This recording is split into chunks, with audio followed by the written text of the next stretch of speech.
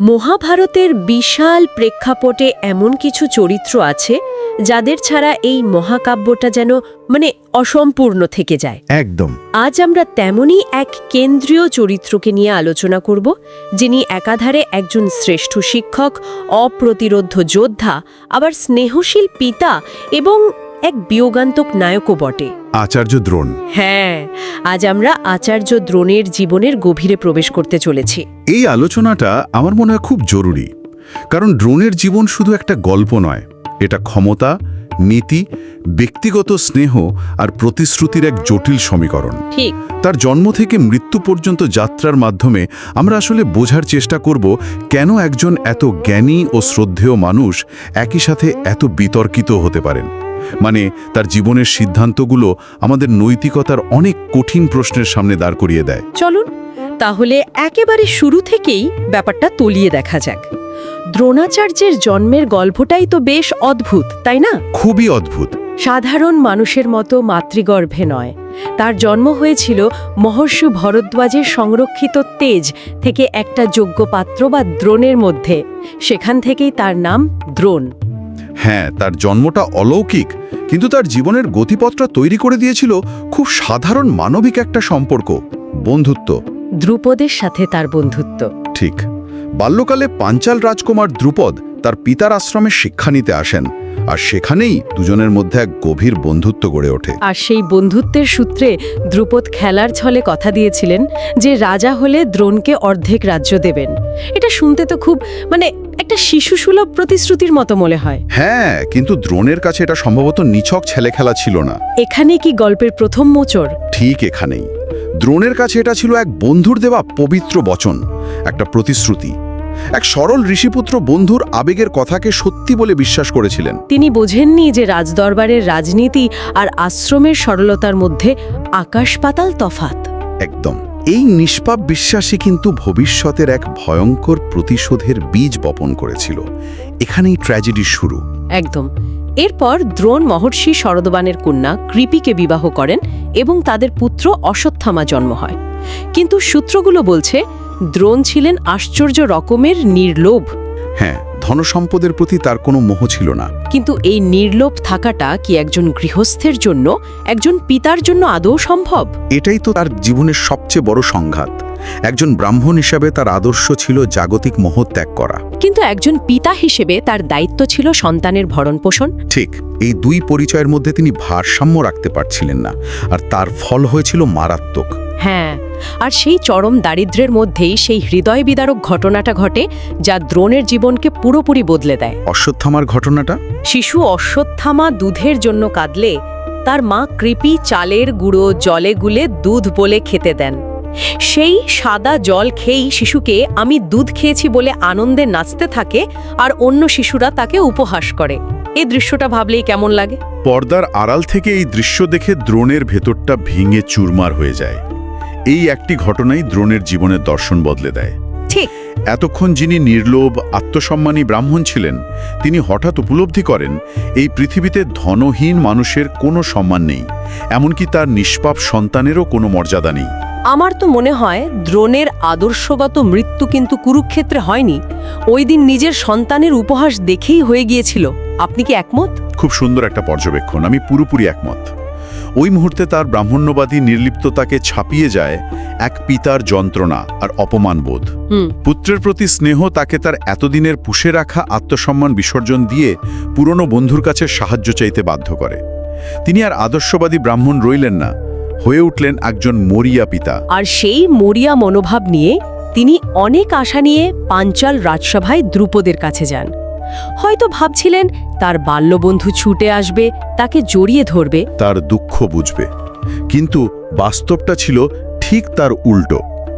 ক্ষমতার দম্ভে অন্ধ রাজা দ্রুপদ তাকে চিনতেও অস্বীকার করেন। শুধু তাই নয়, ভরা সভায় তিনি দ্রোণকে অপমান করে বলেন, একজন ভিখারি কখনো রাজার বন্ধু হতে পারে না, বন্ধুত্ব হয় সমানে সমানে।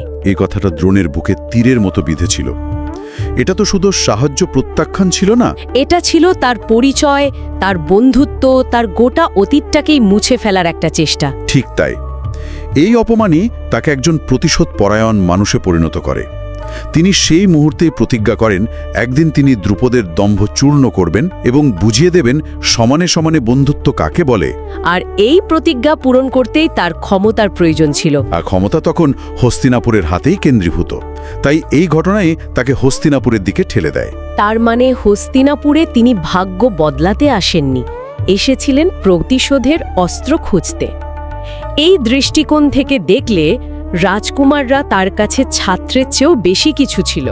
তারা ছিল তার প্রতিশোধের হাতিয়ার। একদম। তিনি ঘুরতে ঘুরতে হস্তিনাপুরে এসে পৌঁছান এবং নিজের প্রতিভা দেখানোর একটা সুযোগও পেয়ে যান। হ্যাঁ, সেই বিখ্যাত ঘটনাটা, কৌরব ও পাণ্ডবদের খেলার বল কুয়োয় পড়ে গেলে তিনি মন্ত্রপুত ঘাসের কাঠি দিয়ে একের পর এক বিঁধে সে বল তুলে আনেন। শুধু তাই নয়, নিজের আংটিও কুয়োয় ফেলে দিয়ে একইভাবে তুলে আনেন। এটা তো অবিশ্বাস্য একটা ব্যাপার। এটা শুধু অস্ত্রবিদ্যা নয়, এর মধ্যে তো জাদুও মিশে আছে। বোঝাই যাচ্ছে পিতামহ ভীষ্ম কেন এক নজরেই তার প্রতিভা চিনেছিলেন। ভীষ্মের মতো অভিজ্ঞ স্ট্র্যাটেজিস্ট বুঝতে পেরেছিলেন যে এই ব্যক্তি শুধু একজন সাধারণ ব্রাহ্মণ নন, তিনি ব্রহ্মাস্ত্র সহ সমস্ত দিব্যাস্ত্রের জ্ঞাতা। হস্তিনাপুরের ভবিষ্যৎ সুরক্ষিত করার জন্য এমন একজন গুরুই তার প্রয়োজন ছিল। আর দ্রোণের জন্য এটা ছিল তার প্রতিশোধ পূরণের প্রথম ধাপ, ঠিক।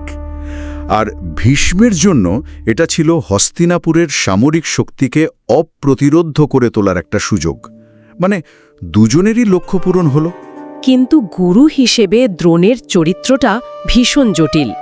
একদিকে তিনি অর্জুনকে বিশ্বের শ্রেষ্ঠ ধনুর্ধর বানানোর প্রতিজ্ঞা করেছিলেন, কারণ অর্জুনের একাগ্রতা তাকে মুগ্ধ করেছিল। কিন্তু এই প্রতিজ্ঞা রক্ষা করতে গিয়েই তিনি তার জীবনের সবচেয়ে বিতর্কিত কাজটি করে বসেন, একলব্যের প্রতি অবিচার। হ্যাঁ, নিষাদ রাজপুত্র একলব্য তার কাছে শিষ্যত্ব চাইতে এলে তিনি নিচু জাতের অজুহাতে তাকে সরাসরি প্রত্যাখ্যান করেন। কিন্তু একলব্যের নিষ্ঠা দেখুন, তিনি তাতে দমে যাননি। জঙ্গলে ফিরে গিয়ে দ্রোণের মাটির মূর্তি বানিয়ে তাকেই গুরু মেনে সাধনা শুরু করেন এবং খুব শীঘ্রই অর্জুনের চেয়েও দক্ষ ধনুর্ধর হয়ে ওঠেন। তার দক্ষতার প্রমাণ পাওয়ার ঘটনাটাও তো চমকপ্রদ।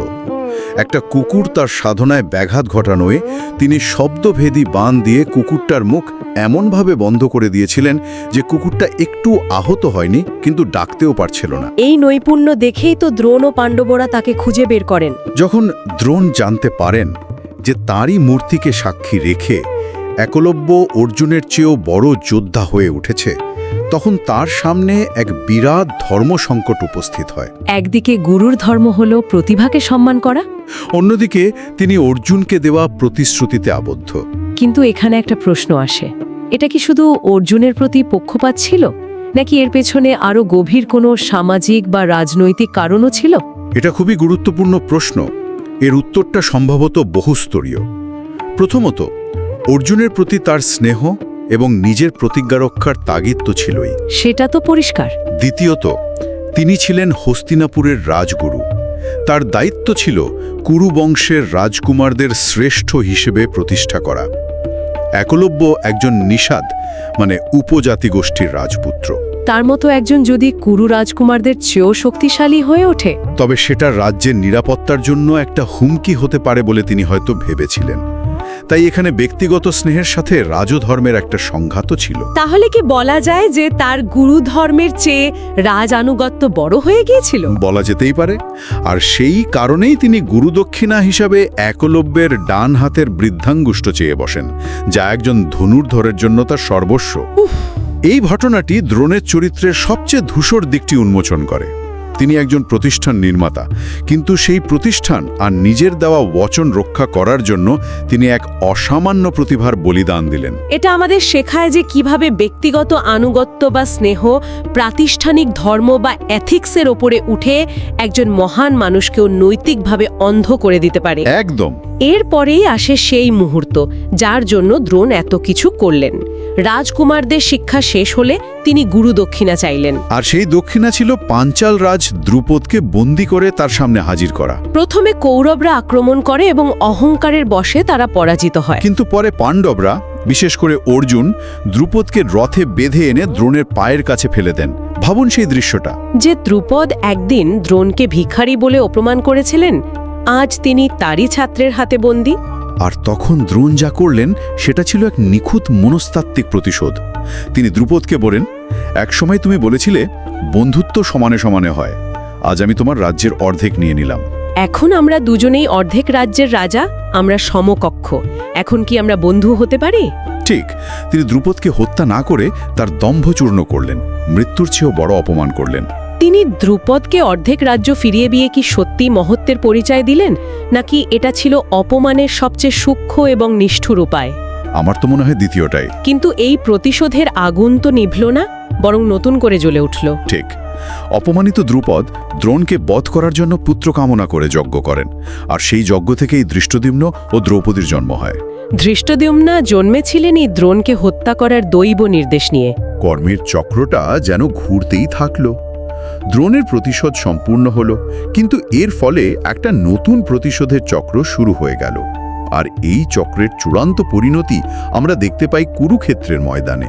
কুরুক্ষেত্র যুদ্ধে দ্রোণ এক বিয়োগান্তক চরিত্র। তিনি জানতেন ধর্ম পাণ্ডবদের পক্ষে, কিন্তু হস্তিনাপুরের অন্নে প্রতিপালিত হওয়ায় সেই লবণের ঋণ শোধ করতে তিনি কৌরবদের পক্ষে যুদ্ধ করতে বাধ্য হন। ভীষ্মের পতনের পর তিনি কৌরবদের সেনাপতি হন এবং পাণ্ডবদের জন্য সাক্ষাৎ যমরাজ হয়ে ওঠেন। তার হাতে হাজার হাজার পাণ্ডব সেনা নিহত হয়। তিনি সেই দুর্ভেদ্য চক্রব্যূহ রচনা করেন যেখানে অন্যায়ভাবে অভিমন্যুকে হত্যা করা হয়। এই ঘটনাগুলো দেখায় যে যুদ্ধে নামার পর তিনি আর কারো গুরু বা স্নেহশীল পরিচিত ছিলেন না। তিনি ছিলেন একজন সেনাপতি যার একমাত্র লক্ষ্য ছিল জয়। এবং শ্রীকৃষ্ণ বুঝতে পারেন যে দ্রোণকে সম্মুখ সমরে হারানো অসম্ভব।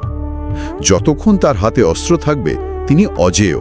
তাকে যদি থামাতে হয় তাহলে শারীরিকভাবে নয়, মানসিকভাবে দুর্বল করতে হবে।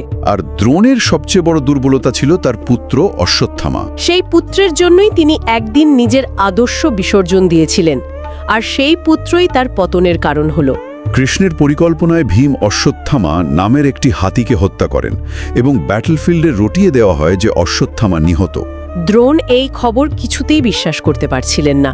তিনি ভাবলেন একমাত্র সত্যবাদী যুধিষ্ঠিরই সত্যিটা বলতে পারেন। তিনি যুধিষ্ঠিরের কাছে যান। কৃষ্ণের প্ররোচনায় যুধিষ্ঠির সেই বিখ্যাত অর্ধ সত্যটি উচ্চারণ করেন, অশ্বত্থামা হতঃ ইতি গজা। কিন্তু ইতি গজমানে অর্থাৎ হাতি অংশটি বলার সময় কৃষ্ণ এত জোরে শঙ্খ বাজিয়ে দেন যে দ্রোণ শেষের অংশটি আর শুনতে পাননি। কেন তিনি যুধিষ্ঠিরকে বিশ্বাস করলেন? কারণ সেই যুদ্ধের ময়দানে যেখানে সবাই মিথ্যের আশ্রয় নিচ্ছে, যুধিষ্ঠির ছিলেন তার কাছে সত্যের শেষ আশ্রয়। যখন সেই আশ্রয়টাও ভেঙে গেল, তখন দ্রোণের লড়াই করার সমস্ত ইচ্ছা মরে গেল। পুত্রের মৃত্যুর খবরে শোকাস্তব্ধ দ্রোণ অস্ত্রত্যাগ করে রথের ওপরই ধ্যানে বসেন। আর ঠিক সেই সুযোগেরই অপেক্ষা ছিলেন ধৃষ্টদ্যুম্ন। হ্যাঁ, তিনি এসে নিরস্ত্র ও ধ্যানমগ্ন দ্রোণের শিরচ্ছেদ করেন। যে পুত্রের স্নেহে তিনি এত কিছু করলেন, সেই পুত্রের মিথ্যা মৃত্যু সংবাদই তার জীবনের করুণ পরিসমাপ্তি ঘটাল। এটা ভাগ্যের এক চরম পরিহাস। কিন্তু একটা কথা বলা হয়। হ্যাঁ, বলা হয়। ধৃষ্টদ্যুম্ন যখন তার শিরচ্ছেদ করেন, তার আগেই যোগ বলে দ্রোণের আত্মা তার শরীর ত্যাগ করে ব্রহ্মলোকে গমন করেছিল। তার মানে ধৃষ্টদ্যুম্ন আসলে এক প্রাণহীন দেহকেই আঘাত করেছিলেন। সূত্রগুলো তাই বলে। তাহলে সব মিলিয়ে দেখলে দ্রোণাচার্যের জীবন ছিল পরিস্থিতি, ব্যক্তিগত আবেগ আর প্রতিশ্রুতির এক জটিল টানাপোড়েন। দারিদ্র তাকে রাজসভায় এনেছিল, অপমান তাকে প্রতিশোধ পরায়ণ করেছিল, আর পুত্রের প্রতি অন্ধ স্নেহ তাকে নৈতিকভাবে দুর্বল করে পতনের দিকে নিয়ে গিয়েছিল। তিনি নিঃসন্দেহে মহাভারতের শ্রেষ্ঠ শিক্ষকদের একজন, কিন্তু তার জীবন এই কঠিন শিক্ষাই দেয় যে জ্ঞান বা ক্ষমতা থাকা সত্ত্বেও আসক্তি ও প্রতিশোধ স্পৃহা একজন মানুষকে ধ্বংস করে দিতে পারে। তার আনুগত্য ছিল হস্তিনাপুরের প্রতি, কিন্তু তার দুর্বলতা ছিল তার পুত্র। এই দুইয়ের টানাপোড়েনেই তার ট্র্যাজেডি নিহিত। তিনি একজন মহান গুরু ছিলেন, কিন্তু একজন পক্ষপাতদুষ্ট পিতা এবং প্রতিশোধ পরায়ণ মানুষও ছিলেন। এই সবগুলো পরিচয় মিলে দ্রোণাচার্য। এই আলোচনা শেষে একটা প্রশ্ন কিন্তু থেকেই যায়। হ্যাঁ, সূত্রগুলি যদি সত্যি হয় যে দ্রোণের আত্মা তার শিরচ্ছেদের আগেই যোগবলে দেহত্যাগ করেছিল, তাহলে একটা গভীর প্রশ্ন ওঠে, ধৃষ্টদ্যুম্নের হাতে কি সত্যিই দ্রোণবধ হয়েছিল, নাকি এক প্রাণহীন দেহের অপমান হয়েছিল? এটা কি কর্মফলের এক চূড়ান্ত পরিহাস, যেখানে হত্যাকারী তার প্রতিশোধ সম্পূর্ণ করার পরেও প্রকৃত অর্থে হত্যাকারী হতে পারল না? এই প্রশ্নটা আমাদের ভাবার জন্য রইল।